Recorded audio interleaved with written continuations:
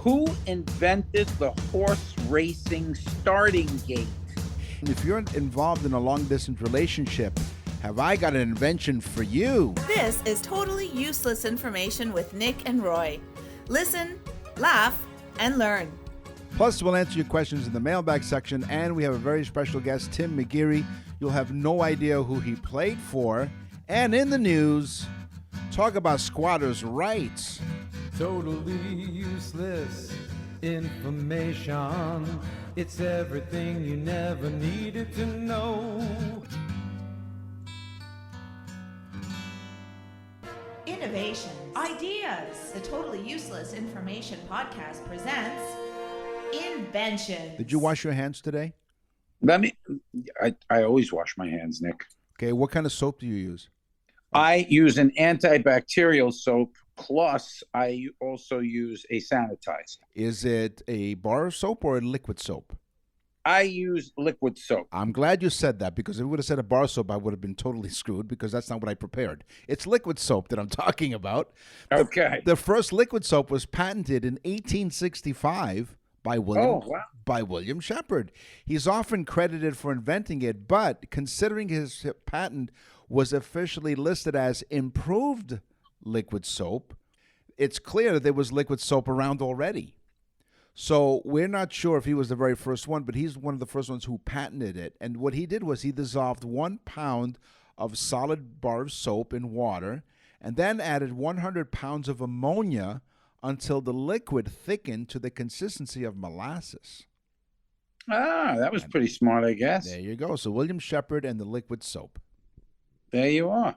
Hey, listen, I can't wait for our guest that's coming up, Tim McGeary. He's a great singer-songwriter. Yeah, we're getting some really great guests on the show. They are, and I'm looking forward to it, because I'm always fascinated. I want to ask him, I always wanted to find out, like, do you write the lyrics first or do you write the melody first? Because I've heard so many different things, so hopefully he'll answer that. Hopefully he'll talk to me, because I think he knows you. He knows great songs, too. Really, really great stuff. And over, I don't even know how many years. I don't even want to say. All right. Okay, the paperclip. Oh. I just did my taxes. Okay. And you know how you rummage through the door, you drawer, you can never find a paperclip? Yeah. Or a rubber band when you need them? Yep.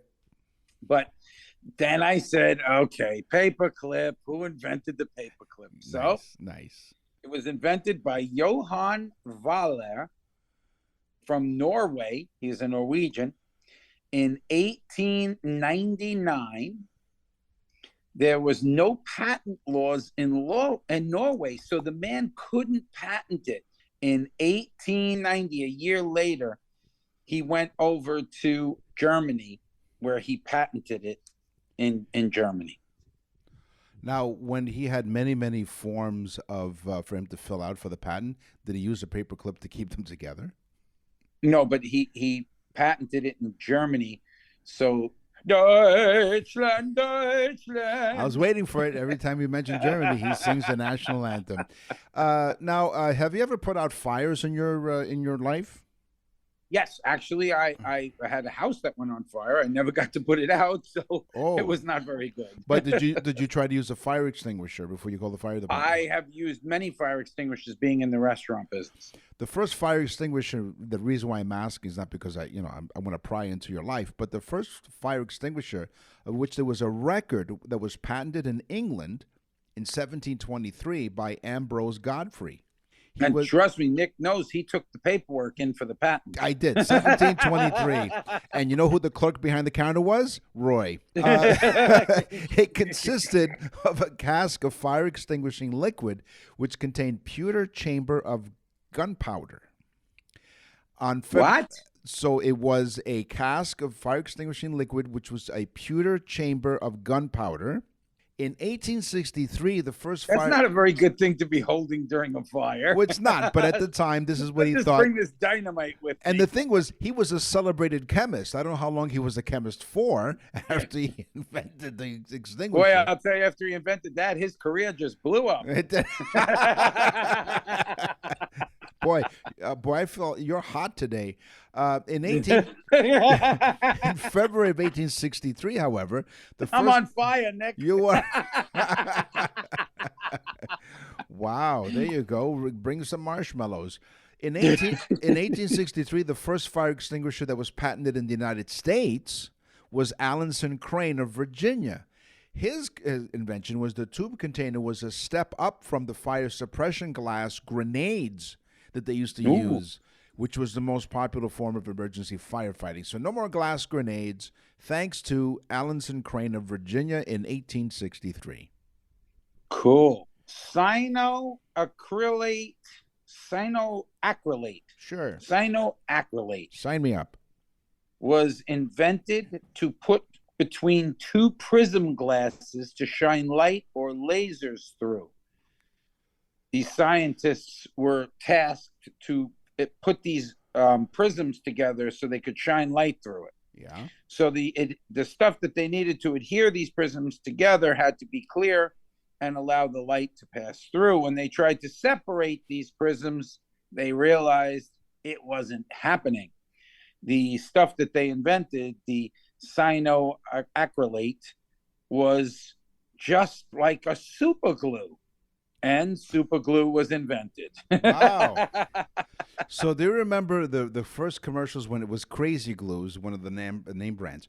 There was a construction worker who put some Crazy Glue on the top of his hard hat, and it was dangling from an iron beam. I remember that commercial. Yes. Back in the 80s. And Nick tried it, and that's how he fell on his head. Right, exactly. And it just stuck. Nick didn't need the hard hat. He just glued his head to it. And it just stuck. So here's my teaser. So in case you're, those of you who are in a long-distance relationship and you're thinking, I really miss my partner. We're so far away, but thank goodness for a group of Chinese university students. They invented the lip-shaped piece that uses sensors to imitate the pressure, movement, and temperature of a person's lips. What is this for? Long distance relationships to speak to each other? No. The remote kissing device is made of Oh. silicone in the shape of a mouth, allowing partners to mimic the feeling of a real smooch because it was warm, right? And I guess wet. Oh, yeah. I guess, yeah. Oh yeah. Yeah, it was keep going, Nick. Yeah. Listen, It was probably this show will not be PG pretty soon. Listen, it was probably created with all the good intentions, but a lot of people are creeped out by it online. Now, I can't play it because we don't have permission to do it, but I know that I'm a big fan of The Big Bang Theory, and the two of the characters invented this kissing machine. So this was, I don't know, maybe almost a dozen years ago now or so, but they had this ingenious idea, but these Chinese university students have actually done it. It's a lip-shaped device that can help mimic people who are in a long-distance relationship. It feels like you're kissing your next best friend. Yeah. You won't see the engineer that slams the Nissan Rogue's door 13,920 times. Or the corrosive chamber that simulates 15 years of life in 5 months. Or the Rogue heat-baked for over 300 combined hours. What you will see is a vehicle that can take punch after punch and keep rolling. Nissan, #1 in new vehicle quality among mainstream brands by J.D. Power. We put it through the worst, so you get its best. For J.D. Power 2025 U.S. Initial Quality Study Award information, visit jdpower.com/awards. Awards based on 2025 model year. Newer models may be shown. Okay, here was my teaser. The horse. Sorry, the horse. are you interested? I just went on. I was like, okay. Any day now, I'm going to tune in with Nick, and he's going to have one of these things in the background. It's just going to get the living hell out of me. He's distracted. I'll be like, he's gone too far now. Pow, right in the kisser. Yeah. Okay. The horse racing starting gate. Who invented it? It was my teaser. Yeah. And Nick, it was invented by a Canadian. Oh. Yes, his name was Philip McGuinness. He was a racetrack reporter who was tired of the fights over the starts. People would argue and say it was a false start. Your horse went first. He shouldn't have gone, so on and so forth. So this guy, Philip McGuinness, said, I'm going to invent something that will start every horse race. The gate will open and they'll be able to start all at once. So Philip McGuinness, racetrack sports reporter, invented the horse racing starting gate.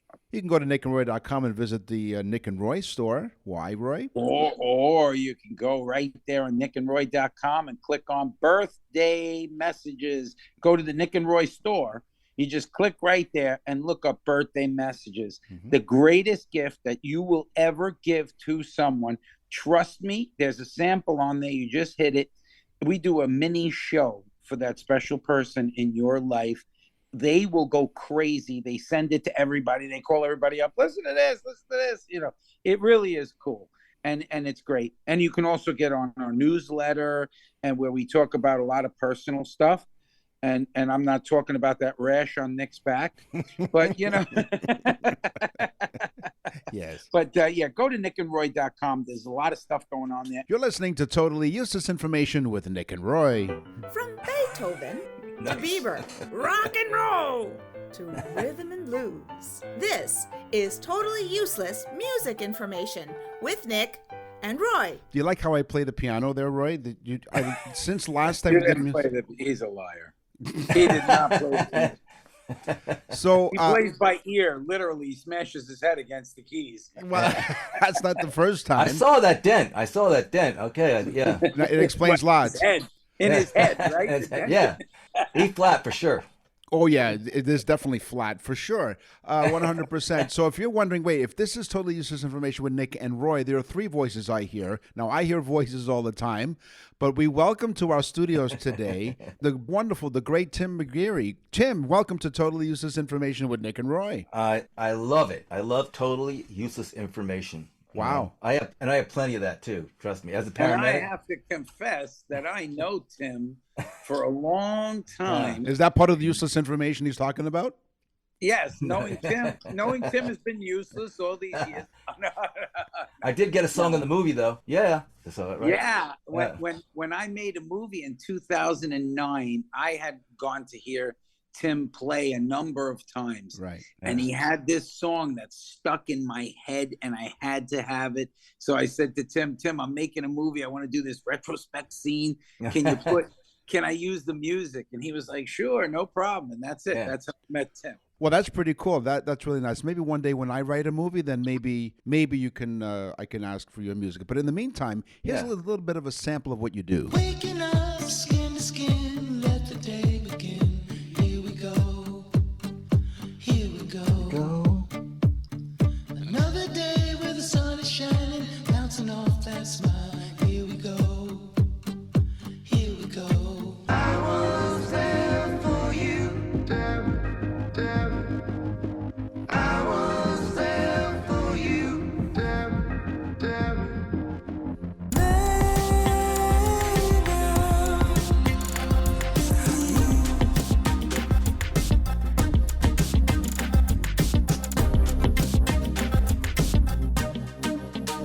Pretty cool stuff. Now, I'm a little confused, though, and it doesn't take much.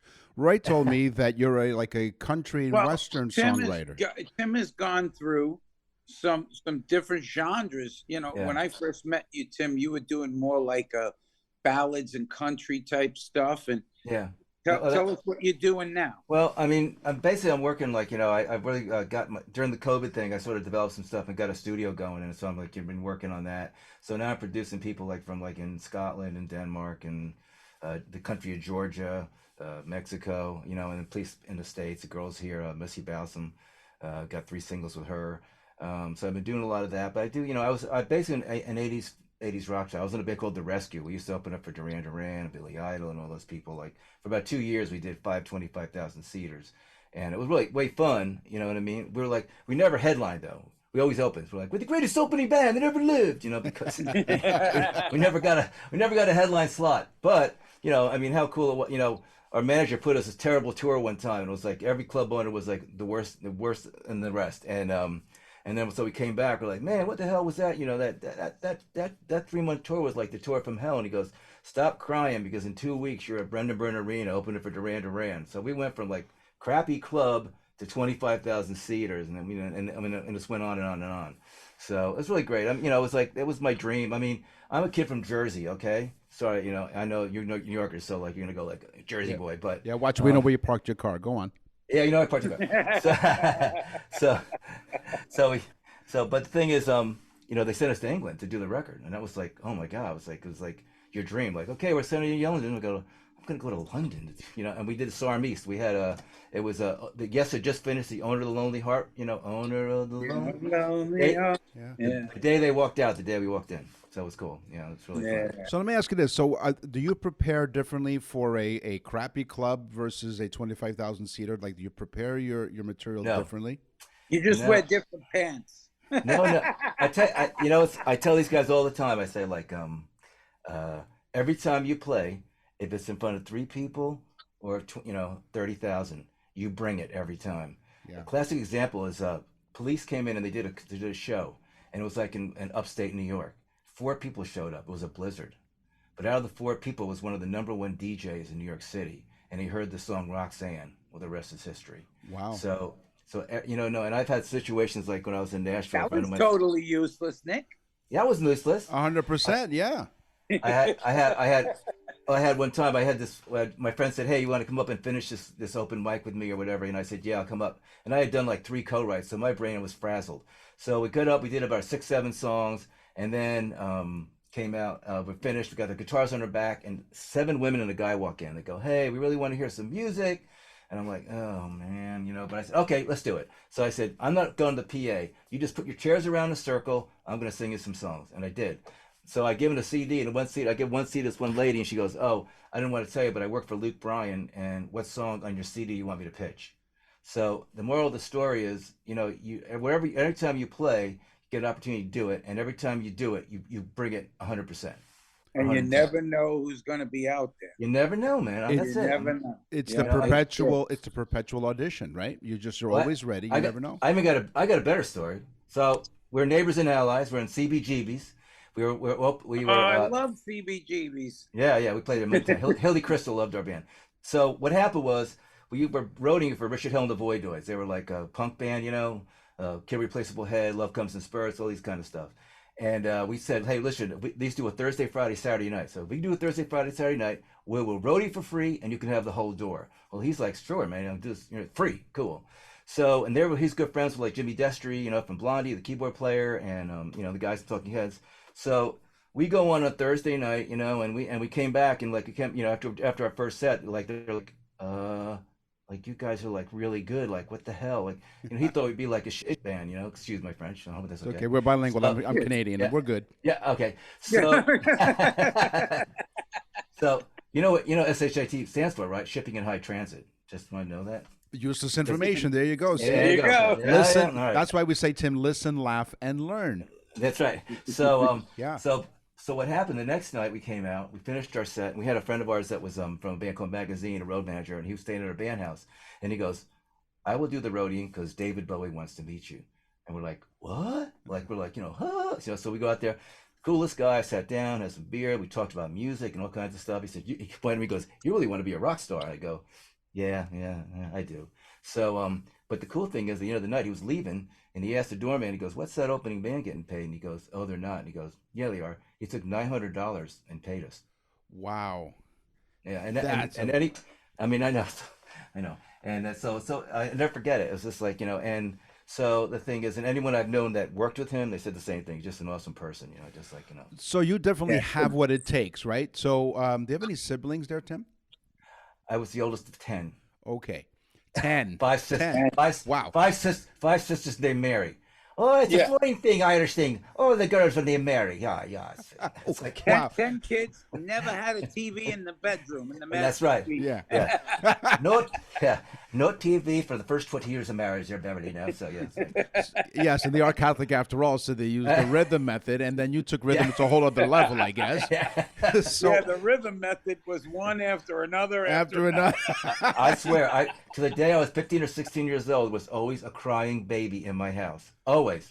Man. I was like, and actually I went down, like, when I was 15, I went down to Jersey Shore with a friend of mine, and then I ended up staying there, and I was at this Captain Eccles. It was funny. It was like an old Coast Guard station, and they made it into like sort of like I had a $10, I slept in the basement with 4 other guys in these rooms, right? And where was that, Seaside? No, Beach Haven. Beach Haven. Yeah, okay. Beach Haven. And so, but the thing was, so I was 15 years old. I was like I looked like I was like 12, and there was all different lifeguards staying there. And every time a new crop of girls would come in, they go, you know, Tim's a virgin. Oh, yes. So I came back after like, my mom goes, something's different about you. I go, yeah. And Dad, the priest thing, it never happened ever. No, no, no. That is not going to happen. Dad, I'm going straight to hell. Yeah, I'll go straight. And here's a miracle. I'm still a virgin. I mean, go figure, right? You know. Wow. You won't see the engineer that slams the Nissan Rogue's door 13,920 times, or the corrosive chamber that simulates 15 years of life in 5 months, or the Rogue heat-baked for over 300 combined hours. What you will see is a vehicle that can take punch after punch and keep rolling. Nissan, #1 in new vehicle quality among mainstream brands by J.D. Power. We put it through the worst, so you get its best.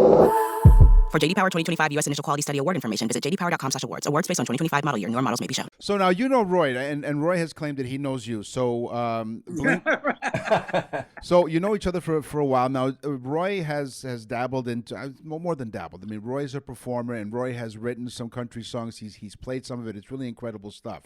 So when you and Roy sit down and get together, so how do you guys collaborate on something? Because you have talent, Roy has talent. How is it that you guys can collaborate on a song and make it sound good? I listen to what Tim's telling me. Well, smart man. The thing is, when you do the co-write, it is basically a skill. And what a lot of it is do is like, you know, one thing is ego's out the room. You know what I mean? You don't bring the ego in the room like, you know, like that. Yeah. And what you try to do is like, the best thing is like, how do we get this song to sound the best we can sound it? What can we do? We might have made some changes. We might need some lyrical stuff, you know, stuff like that. And like, the thing is, when I went to Nashville the first time, you know, when I was up there, it was like, I'm a songwriter. I had a record deal. I know what I'm doing. Dude, I was like totally schooled, like, son, like, you know, let me show you how it's done. And it took me really, and luckily I had some really good friends that I've made up there, and they were like, they schooled me through, but it took me a couple of years to like really get it. And I wrote this song, American Made, which has been cut a bunch of times by different people. And that's the sort of, when I did that, I go, I get it now. I'm getting what they've been telling me, like furniture in the room and all this stuff, you know, like, you know, see the video and, you know, make a story that like makes sense, you know, like that. You know, I was a rock writer. Yeah, you have to make anthems with rock, and right. with country, you have to tell the story. So, yeah, but it really helped me out. I mean, like, I think my lyrics are better than ever. So me, Roy, you know, he had a good idea, and he had this thing he was telling, and he showed me some chords, and so we just rearranged a little bit, and then I did a track for him. Like, so we're still in the middle of that. We're actually working on it right now, Nick. When we're done, we'll play it when we're done. Yeah, it'll be cool. That's great. So what inspires you to write a song? Like, is it something like, do you walk on the beach, because you live down in Florida where Roy is? Do you walk on the beach holding hand in hand with Roy? Do you like watch the sunset? Like, what inspires you to write a song? That's a good question, Nick. That's great, because I have never asked Tim that question. That's why I'm here. That's why I'm here. Do you write from experience, or do you write because you got a good idea? It changes. Okay, like I have this one song called 3 Shots of Whiskey, right, and 2 Shots of Gin. I'm in Nashville. Before I write, every day when I write, I take this walk on this little mountain trail. It was really nice. It's a beautiful spring day. You know, leaves are green. You know, like the first day of spring. It's like, oh yeah, you know, like breath and green and oxygen, and I'm feeling good. And what comes to my brain is 3 shots of whiskey and 2 shots of gin. Where did that come from? I can't even tell you. Another one like was fun, like this one called Feed That Dog. My friend got married. His old grandma went to the new bride. She's like, now, darling, she goes, you want to have a long and happy marriage? And of course, the new bride's like, well, yes, ma'am, I do. Well, honey, I'm going to tell you the secret. She goes, you don't feed that dog at home. He'll be digging in the trash. I went, oh my God, I wrote that right down. Yeah, digging in the, you know. And that one song, I Was There For You, the one I think you played a little bit out of. Yeah, yeah. Right? A friend of mine was in a really terrible accident, and he wasn't really hurt, but the person that, it was like this kid on this motorcycle going like 120 miles an hour. He was, you know, all drugged up, you know, and he hit his truck, and it was an awful accident. You know, his head came off. That's how bad it was, you know. Wow. And this guy was traumatized. I mean, you know, because he's never saw anything like that. I was a paramedic and a flight medic for 23 years, so I've seen that a bunch of times. But for him, so I called him every day, you know, like we talk about it, you know, because I know a lot of that, like that, you know, we do a thing called critical listening and stress debriefing, CISD, and what it is basically when you have things like that, you got to talk about it. You have to say it and say it. So that it's funny. I get that, you know, a lot of people will say that. Like my wife will say to me, what did you write that about? And it's like, I don't know. I just thought it was a good idea to write it. and it just came to me. It's not like a life experience type thing, you know. And but sometimes I agree with you. Sometimes I wrote that song called Reflection in my whiskey, and Nick will know because we had a bar, and there was this old guy that used to come in every day, and Johnny G was the bartender. He'd serve him every day. And then the guy, he was just this lonely old guy that would come in every day, have his couple of shots of whiskey, and he just stare at the drink, and eventually he doesn't come in, and we found out that he died, you know. But again, nobody cared that he died because it just, you know, he just was that guy that came in every day and stared at his whiskey, you know? Yeah, it's sad. I mean, and sometimes music does it to me too. Like I hear like something and I hear music and something comes to me, you know, lyrically, you know, just the vibe of the song. That's why I write music for porno films. Right. Boom chicka wow wow. In fact, wow. So Tim, one of the many topics, I think 17 or 18 topics that we cover here on. You're listening to Totally Useless Information, by the way, with Nick and Roy, with our special guest Tim McGeary. He's a singer-songwriter, and he not only he said he was a paramedic. He wasn't kidding. He was there at 9/11 at Ground Zero.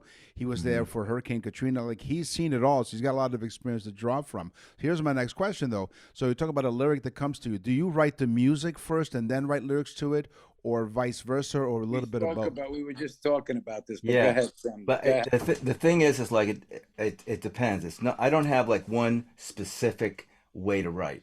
Some people say, like, I always write this way. Well, no. I mean, sometimes I hear some music and something just comes to my head, or sometimes I hear something or see something or feel something or somebody I know. You know, I have a friend of mine that OD'd on alcohol, and I have the song called All I Can Do Is Pray. You know what I mean? And it's just, that was because of that. You know what I mean? It was that situation. And that came to me in my, you know, thinking about him, because he died all by himself, you know, and they found him like 3 days later. And, you know, it just was so sad. And this guy was like a movie actor, successful, you know. He was a good friend of mine.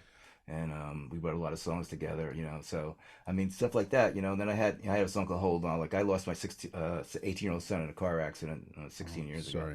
So I've been through that stuff, you know. Yeah. And there's a song called Miracles. You know, what happened real quick, there was, we went out about 10 days after the celebration of life, yeah. So we had this single white flower grew up. And we've been in the house 12 years. We never saw that flower before. So then a couple of days later, we called it, his name was Trevor, called it Trevor's Flower. So a couple of days later, my wife went out, and the original flower closed up, and there was 5 white flowers, just like the first one. And she went to call me, and when she got to the phone rang, and it was a nurse from the organ donation organization. Right. And that 5 lives were saved from my son's gift. Oh, wow. So, I mean, like, and then we didn't 5 flowers, 5 gifts. I mean, it's a sign. It's a sign. And so he wrote a song called Miracles. And it's really beautiful. And we had Cash Creek did a cut of it, but it's another guy who's a Christian singer did, and he did it. It's awesome. But it's just a beautiful thing. And then, you know what happened? After that, 10 years later, we hadn't seen the flowers in 10 years. And the day of the accident, that flower came back for one day. I mean, right? I mean, dude, that's like that's not coincidence. That's like pretty much like spot on. Yeah, you know, wow. And I've been through a lot of spiritual stuff too. So it's like, that's like a sign, like, I'm doing okay. Everything's good. Yeah, that I'm here. Yeah. He's always around you. I mean, all right. So here's something completely out of left field. Do you sing in the shower or in the car when you sing, when you practice? The car. The car? Why? A car is a great place, especially to look at lyrics. If you get like music going and you have like maybe a chorus idea, and then like you're driving and you just and then, you know, and then I go, oh my God, it's good. Like, just happened today. All of a sudden I'm driving. I got this idea in my head. And I was driving, but I had other people in the car, so I couldn't do. But I'll do like, I get my little voice memo, go. I do the same thing. I have like 10 of them. I don't want. And my wife was screaming in the background, Tim. My wife was like, stop doing that. We're in a plane. The in-flight entertainment is Roy dabbling with some lyrics and melody. And you said, do you sing in the shower or the car? What I do is I put the convertible down while it's raining, and I do both. Well, I asked that because both places have great acoustics, right? A lot of people like to sing in the shower. They don't sing well in the shower, but they love to sing in the shower because of the acoustics. Sometimes, like where my wife's like, she'll be in bed and the bathroom's right over, you know, off the bathroom, and it is a good acoustic. Yeah. And a lot of times I would do stuff like, and she used to love to hear it because it was like, you know, likes reverb and, you know, that kind of stuff. And I mean, she's like, my wife's like, she's like, she's totally like tells you exactly. She goes like, that song sucks. Stop doing it. Like, she Well, has you no know what? problem. We're also blessed with that because Roy's wife and my wife also have a critical ear. Like we'll do something, and we think it's like hysterical, and they go, Yeah. "Yeah, it was all right." I'm like, okay, Yeah. and back to the drawing board. So we love the way our beds are really comfortable. So we listen to what they tell us, their suggestions, and so we That's go true. back to the drawing board. But having that critical ear is important because they're not doing. I mean, they're doing it in their best interest. They're not looking to really, Well, take a my shot. wife is always right when she's around. Right. That's right. Yeah. Happy life, happy wife. In Remember Roy's that? household, he is the boss in his house because Deb said it was okay. Now I have to ask you this: in the song "I'll Be There for You," are you saying Deb? Did you write that song for Roy's wife, Deb? What are you saying, Deb? In that? Oh, wait a minute. What the hell is going on? Hold here? on. Are you saying Deb, or is it like "I'll Be There for You"? Yes, I mean, like I have the song called "Wounded Man," which was like the first song on my latest CD. Right. And I was just in the kitchen. I just had this picking thing, and I didn't even know where it came from. It was just I just started doing this thing, and she's like, "That sounds really good. Keep doing that." You know what I mean? And it turned out to be a really cool song. Yeah. And I had some really good lyric. I had this guy Corey Barker up in Nashville. This guy's like a lyrical genius. Like he writes every day. But he's like, I got this idea, and I said, I go, it's Wounded Man, and I got this thing, and he goes, okay, and I'm talking, and he's like on his computer, and then he flips it around, he goes, how's your first verse? I was so bitch. Look, it's like it's minutes, you know what I mean? But that's his brain works, you know what I mean? So he does all And the time. when you're hooked together, it just goes. Yeah. goes And we've written a lot of songs together that got in a lot of records. So, so yeah, it's good. yeah. So I'm going to ask you this: what do these artists have in common? Eric Clapton, Elvis, Taylor Swift, Aretha Franklin, and Jimi Hendrix. What do those artists have in common? Anybody know? Not yet. Okay. They never learned how to read music. Are you part of that? Beatles. Are you? The Beatles, the Beatles too. didn't. Tim, are you part of that group, or have you learned how to read music? I don't read music. It's all here. And it's funny because I do a lot. I do a lot of weird chording. Like people I say like, that's like really weird chord. Like this guy Nolan Neal is a good friend of mine. He was on AGT and The Voice and stuff. And he passed away this year. It was really sad. But he go like, that's a Tim McGarry chord. Like he has these things. He goes with some kind of like weird harmonic thing. I mean, I love doing those kind of like. I'm a real huge Beatle fan. As Roy will tell you when he comes in my room, there's Beatles here, Beatle. I have a picture of John Lennon. He's got the New York shirt like this. He's sitting like that. Yeah. And it's like looking at me, and it's like, so when I'm writing, I look up and I go, okay, I'm gonna write a good one. I promise. What would John do? Yeah, what would John do? Like, yeah. What would John do? Huh? Gives me the stare. I better get my shit going. So, but no, it's just I love music because it connects people. You know what I mean? I mean, 100%. You can get 50,000 people, and everyone's got like different religions, different colors, different sexual identities, blah blah blah. And when the music comes on, everyone's one. No one's thinking of the differences. It's just, digging the music. And think how powerful that is, putting 50,000 people into like that state of like that trance. Yeah. And it's great. Did you ever see the movie about Queen? Yeah. Where Freddie Mercury's talking to the band and he's like, did you see that? There was 50,000 people. They were all stomping their feet at the same time. Boom, boom. Boom, boom, boom. Yeah. Well, that was the whole thing. I was like, let's make the audience part of the band. That's so brilliant. I do a lot of that. I do a lot of that, making people sing with me. You know what I mean? Even original songs, they make it simple, but they love that. And once they start singing with you, you got them. I mean, they're like you have them, and yourself. You know that they have a shirt that says WWJD. What would Jesus do? But now Tim has changed it to what would John do? What would John do? Yeah, exactly. So before you perform, do you still have butterflies in your stomach?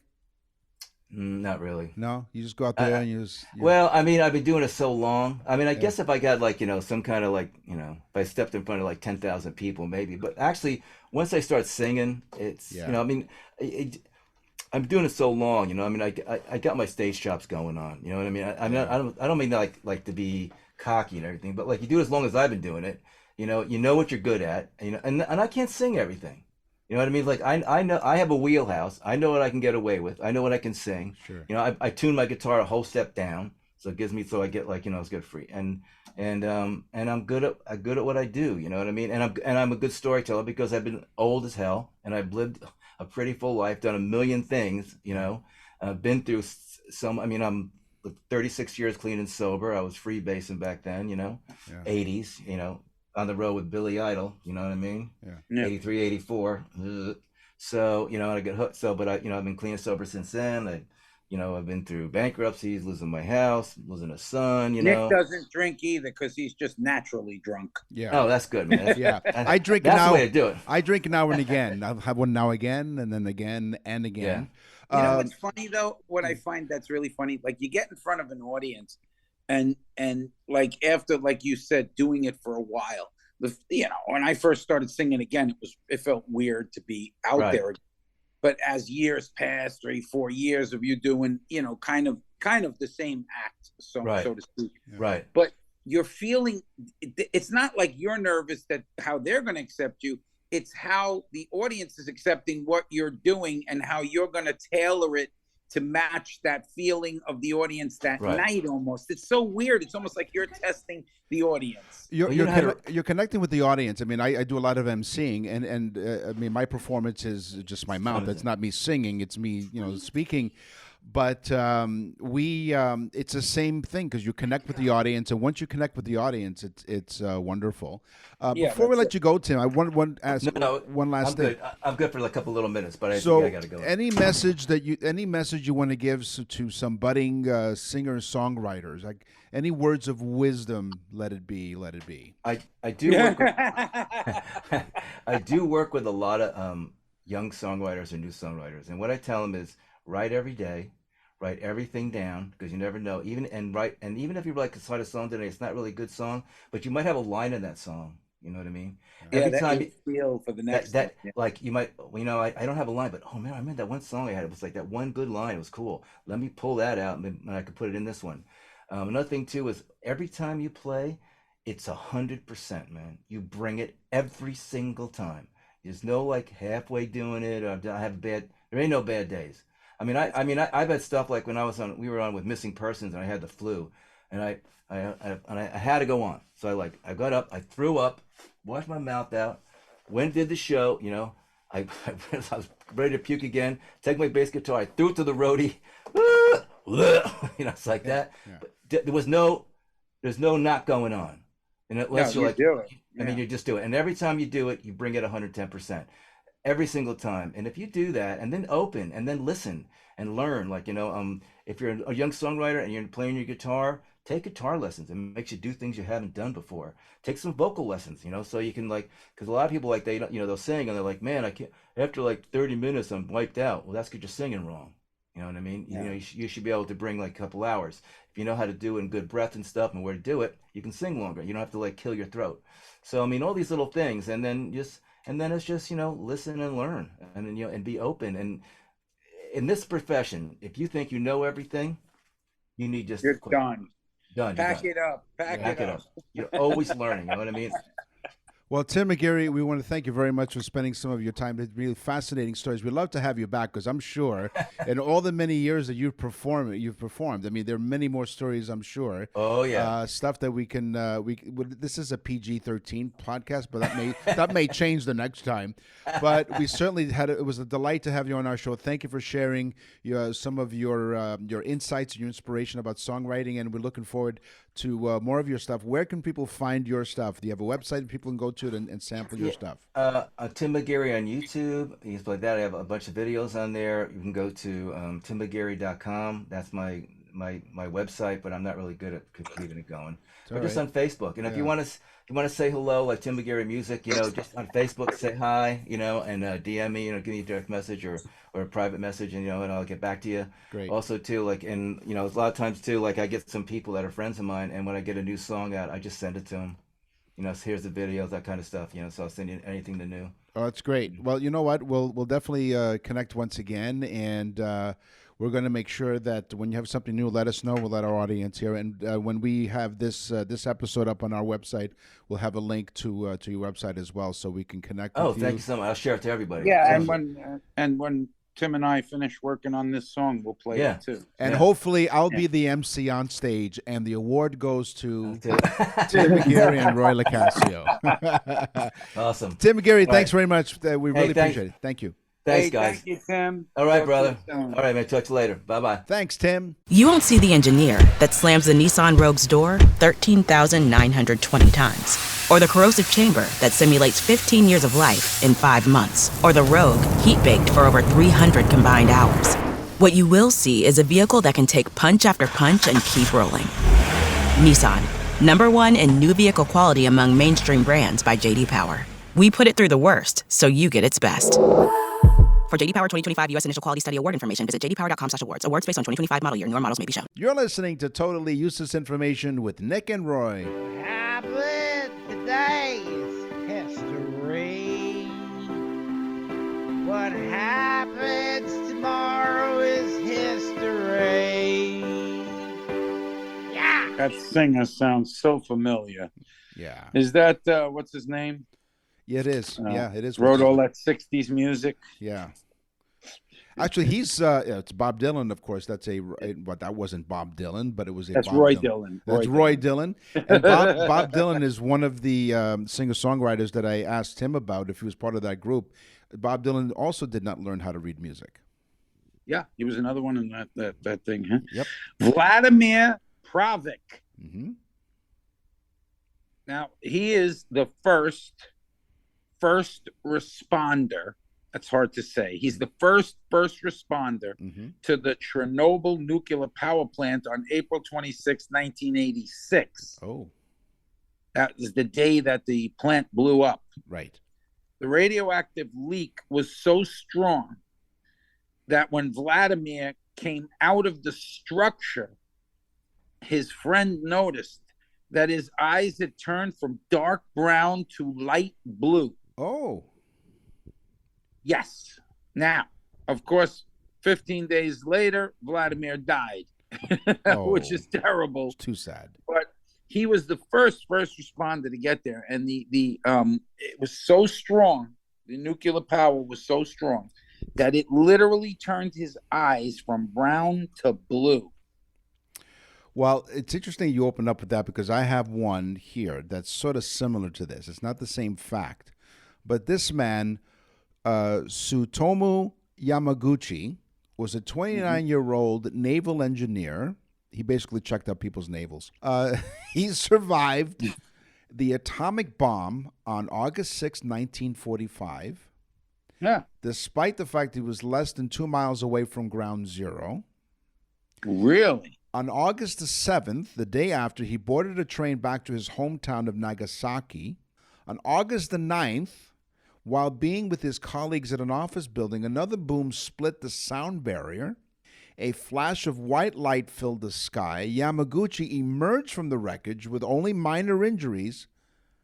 He survived 2 nuclear blasts in 2 days. Hiroshima and Nagasaki. Tsutomu Yamaguchi. Don't it make your brown eyes blue? Yes, it does. And you're wondering, did he die of? He did die eventually years later, but not of any radiation. He had stomach cancer, had nothing to do with the blasts. But he survived the 2. Get ready for this one. Yes. In ancient Asia, okay, they didn't know how to execute people, so they said, "How could we best execute people and make it as horrible as possible?" So they trained elephants to do all kinds of horrible things to the people that were tied up on the ground. The elephant would come out and stand on its leg, the person's leg, crush their head, crush their arms, their bodies, their torso. Oof. But then they even got more fancy, and they attached knives to the tusks of the elephants, who began to slowly stab the person that was tied to the ground. Wow. So needless to say, Asian people don't commit many crimes. But when they do, if they do, they usually have a pocket full of peanuts. You talk about an elephant in the room. So remember that old joke? I forget the exact details, but basically it was a guillotine was involved in this joke, and 3 people were about to be executed. Is it a guillotine or a guillotine? A guillotine, because they were guilty. They were guilty of their crime. Unless Gil's head is sticking in it. That's right. So I think it was a French invention. It was a French way to behead people. Oh, so yeah, well, basically the rule.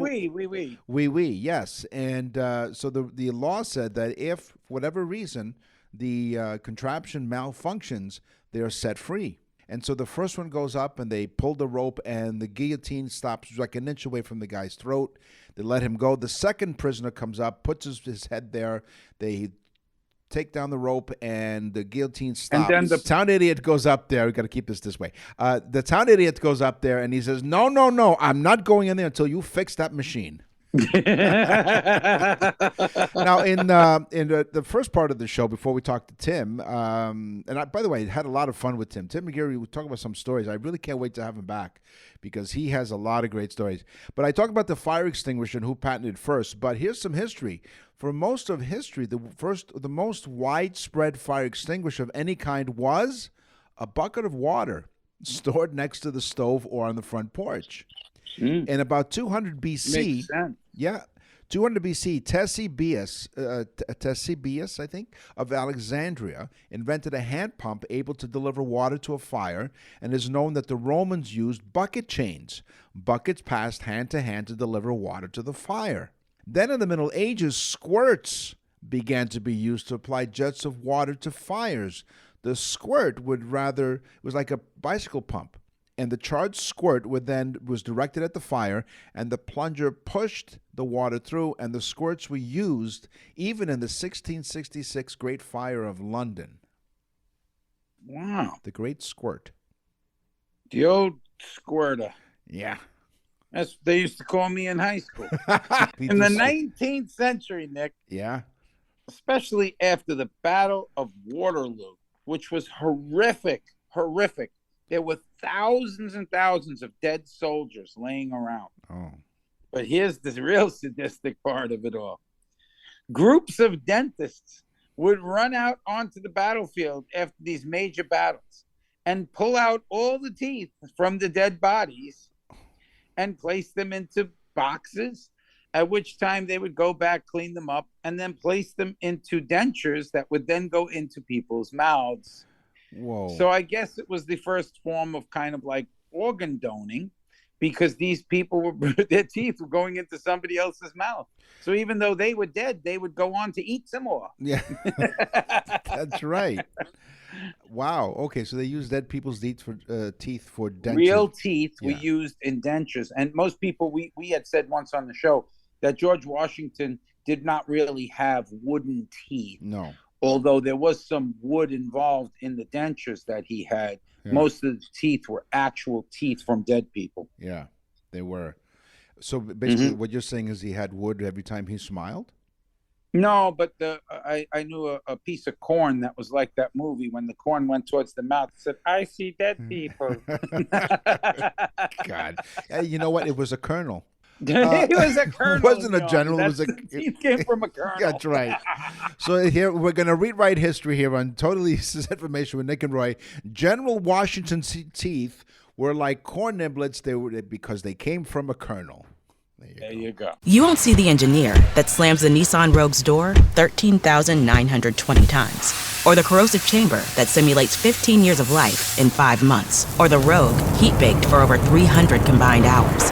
What you will see is a vehicle that can take punch after punch and keep rolling. Nissan, #1 in new vehicle quality among mainstream brands by J.D. Power. We put it through the worst, so you get its best. For J.D. Power 2025 U.S. Initial Quality Study Award information, visit jdpower.com/awards. Awards based on 2025 model year. Newer models may be shown. That Alþingi, the Icelandic parliament, was established in the year 930.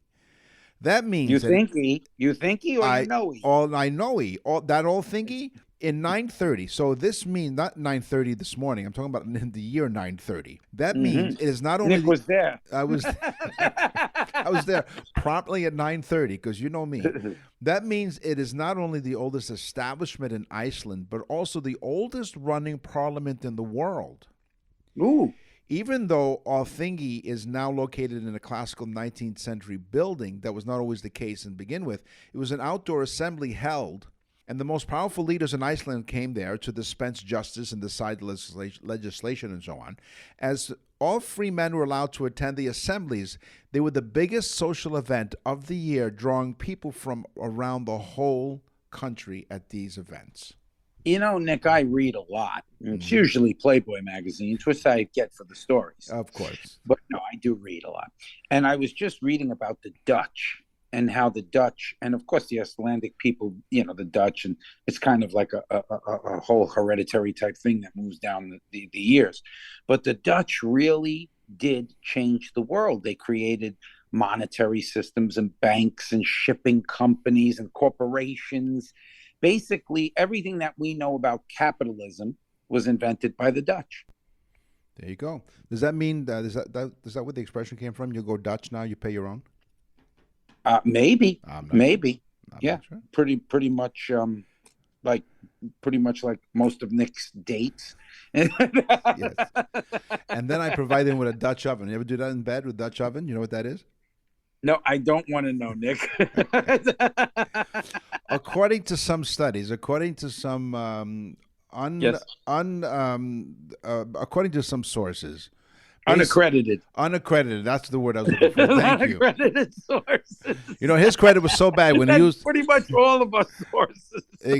That's right. Exactly. It's totally useless information with uncredited sources. What else would you expect?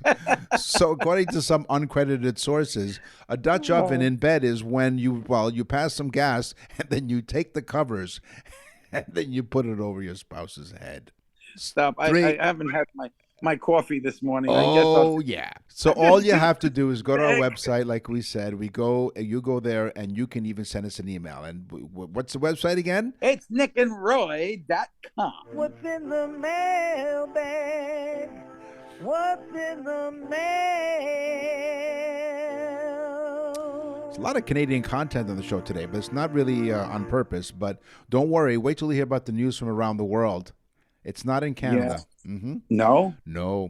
Maria from Ottawa, Ontario, which is Canada's capital. She listens to us on CFRA on the iHeartRadio Talk Network. We're on coast to coast to coast in Canada, as well as 69 different countries now. 69 different countries. So I love that number. Dear Nick and Roy, we love listening to your show every weekend on the radio. It really helps me relax at night. Don't worry. What I mean is it doesn't put me to sleep. It helps me think. You guys are hilarious. Now, recently, Roy's favorite president of all time, Joe Biden, visited Canada. Boy, she knows you so well. I was amazed, she writes, by the motorcade. Can you tell me where they keep the president's limo when he's not using it? Well, that's a great question. The Beast. They call it the Beast. They call it the Beast. Well, Maria, thank you very much. So the president has 12 identical limos in rotation, and when they're not in use, they're parked in the basement of the Secret Service's headquarters, and of course they're under 24-hour surveillance, and at least 2 cars travel with the president wherever he goes. And get this, here's the gas mileage. You're thinking, okay, they call it the Beast?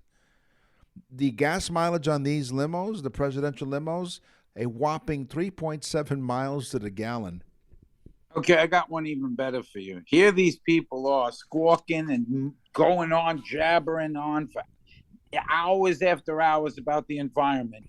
And there's 65 cars in the motorcade using more gas than anybody else. Plus, they stop all the other cars who are idling there, waiting to get home. Right. Oh, my God. Hypocrites, I tell you. Hypocrites, all of them.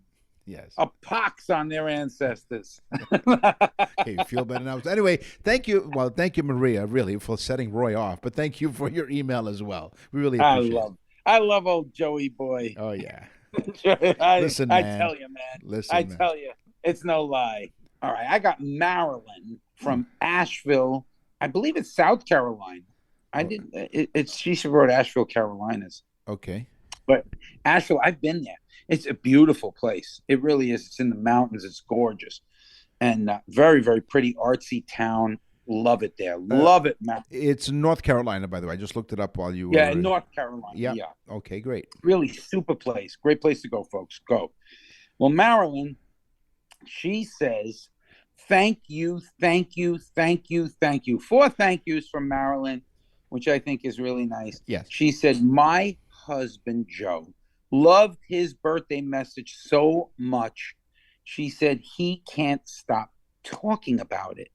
She said, it is honestly one of the most inexpensive gifts I've ever bought him, but it is the best gift I ever got from my husband. So again, thank you, and thanks to you, Roy and Nick, for doing these for people. It's a service. And I thought that was so nice that she said it like that, because we really do. We think it's a great thing. The birthday gift, you can get them on nickandroy.com just by going to the Nick and Roy store. Yeah. And listen to the sample. Marilyn, thank you, thank you, thank you, thank you. And your husband thanked you as well. On the show, thank yous back. Well, it's like 3 cheers. We get 4 thank yous. On the show today, we talked about inventions. We talked to Tim McGeary, the musician. He's a musicist, as my dad would say. In music, we talked about history. It's time for the news. And now, from around the corner and around the world, this is TUI News. A woman is in hot water after she, quote, popped a squat, literally. Was she in jacuzzi? She was in a Florida resident's yard. We have trespassing. Florida again. Not traditional trespassing, Polk County Sheriff Grady Judd said. It involves a lady that's gone into a neighborhood on Lake Winterset. She's gone into the side yard, into the hedge area, and she's popped the squat and showed us her shiny rear end. Is she just showing the rear end, or is she dispensing of things? She has dispensed and then showed her shiny rear end, according to Sheriff Grady Judd. She said, before or after the dispensing? He wasn't clear, but he did say this, that a woman stepped off. She was clear. She was. Cleared out, I tell you. She was. Well, what happened was, according to Sheriff Grady Judd, the woman stepped off a boat, walked onto private property to do her private business. Oh, so she was on like a canal. She got off a boat because she had to drop a deuce. And she decided there's a nice little spot between the houses, I guess. Authorities are now looking for the woman to believe. Now, let's check this out. This happened a few weeks ago. Authorities are now looking for the woman believed to be a spring breaker. So she's down there. She's a log breaker, a log jam breaker. She trespassed to relieve herself on March 16th at approximately 4 p.m. Now, this information is important because I'll tell you that later in the story. But the woman was spotted on surveillance video walking into the yard, briefly looking around, quickly looking and finding a hedge before leaving the private property. And she left some of her own personal stuff on the private property as well. Now, according to Heartland Crime, they do DNA testing of this. Not quite yet, but the Heartland Crime Stoppers people said we can call her the spring break squatter because she did her business during spring break. She walked onto private property in a gated community, no less. Well, of course, it's a gated community, but not the canal. I live in a gated community, but if you come up the canal, it's not gated. Okay, so now if you decide to pull up a stool, so to speak, in my yard. That's right. Pull up a stool and stay a while.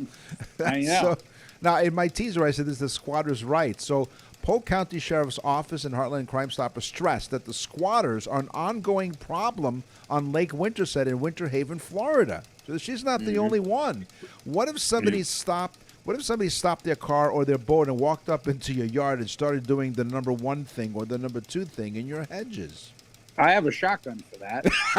Okay. And I also, just for effect, I put on the song, yeah, Tootsie Roll. I'm a Tootsie Roll. So the Polk County Sheriff's Office has asked if anyone recognizes the woman, go to their website, and then you can call the Sheriff's Office at 863-298-6200. What is that again, Nick? 863 area code 298-6200 in Winter Haven, Florida. So now we can take a tax deduction for doing like public service this announcement. This is Crime Stoppers. Crime Stoppers. Yes. Yeah. If anybody's seen the old fudge dropper, you can also remain anonymous and also be eligible for hey, wait a minute, this could be an incentive. Wait, there's a reward? You can be. You get a year of toilet paper, free toilet paper? You can also remain anonymous and also be eligible for a cash reward by contacting the Heartland Crime Stoppers. Oh, so if you call that number, you could be eligible for a cash reward. 863-298-6200, the Polk County Police Department. And they say this: we'll put her shiny rear end in the county jail where it belongs. That's right. We'll put it right in the Polk County Jail. And I tell you, there's a reason why they call it the old Polk County Jail. That's all the time we have for this episode of Totally Useless Information. I got news for the poker that's going to be there. He's got something in store for him. Poker? Poker hardly killed her. I hope there's cameras in that jail. She might squat right there. Yeah, she will show her shiny rear end. Yeah, sounds like I have let it shine. It sounds like I have some dentures myself. Listen, Nick, spring break's out of hand here in Florida. I went down there and I said to my wife, I said, listen, I can't stand. I have to check this out. And I stood for hours watching these horrendous girls walking by half naked. All for the sake of this research. All for the sake of this program. That's right. Which is Totally Useless Information with Nick and Roy. We thank you for listening. We will scour the internet and check out hedges and other parts of Winter Haven, Florida, to get totally useless information just for you. And until we see you again next week, tell all of your half-naked friends about us. In fact, send us half-naked pictures. No, you don't. I'm Nick. No, don't send us half-naked pictures. No. Fully naked pictures. Like I said, I'm Nick.